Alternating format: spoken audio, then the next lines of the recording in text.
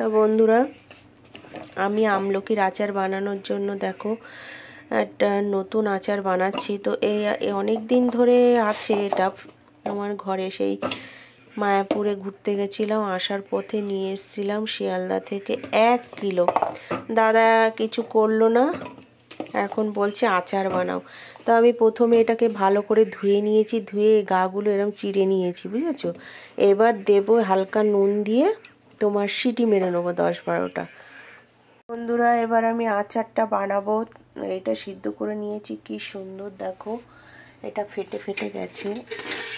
আর এদিকে তেঁতুল একটু ভিজিয়ে দিয়েছি, বুঝেছো। তেঁতুলটা ভিজিয়ে দিয়েছি কারণ তেঁতুল দিয়ে করবো, তাহলে টেস্টটা ভালো হবে। আর এটাকে ভালো করে এরকম ঘেটে নিচ্ছি। ঘেটে নিলে কি হবে, এটা বেশ সুন্দর ছাড়িয়ে যাচ্ছে। তো এবার কড়াই বসিয়ে দেব। তো এই যে কড়াই বসিয়ে দিচ্ছি, কড়াইতে দিয়ে দেবো তেল, বুঝেছো। একটু তেল দেব, শুকনো লঙ্কা দেব, তারপরে তোমার তেল, শুকনো লঙ্কা, আর দেব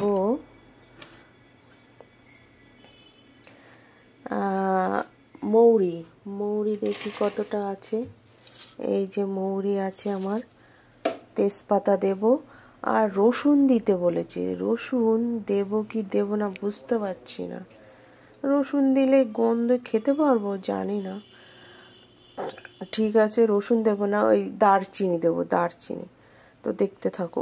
দেখো, এই যে আমার মশলাটা রেডি করা হয়ে গেছে। এর মধ্যে লঙ্কা গুঁড়ো, জিরে গুঁড়ো, হলুদ গুঁড়ো, হলুদটা দেয়নি এখনো, একটু লাল মির্চি দিয়েছি, 5 ফোড়ন দিয়েছি, মৌরি দিয়েছি। এইবার এইটা দিয়ে দেবো, এই যে সিদ্ধ করা আমলকিটা।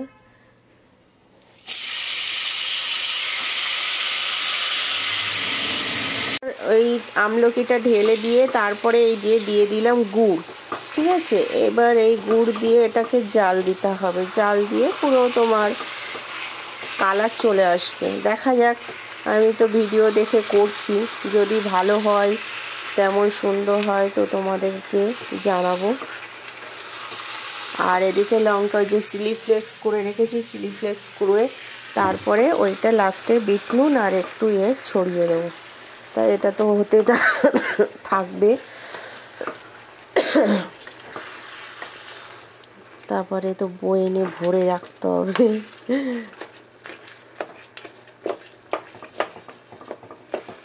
ভগবানকে বলছি যেন ভালো হয়। একটু তেঁতুলও দিয়ে দিয়েছি, কিন্তু এই যে তেঁতুল ভিজিয়ে রেখেছিলাম, তেঁতুলও দিয়ে দিয়েছি। এবার নুন টুনগুলো টেস্ট করতে হবে। দেখে তো মনে হচ্ছে ভালো হবে, জানি না।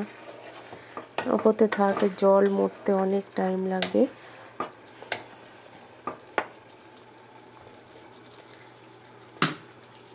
তো দেখো, অলমোস্ট আমার আচারটা কমপ্লিট হয়ে গেছে। লাস্টে একটু এই যে বিট নুন দিয়ে দিলাম। হ্যাঁ, এই বিট নুন দিয়ে এটাকে নামিয়ে দিয়েছি। তো দেখতে কেমন হয়েছে প্লিজ কমেন্ট করে জানাবে। আর আমার ভিডিওটা যদি ভালো লাগে তো please like, comment, share. Tata.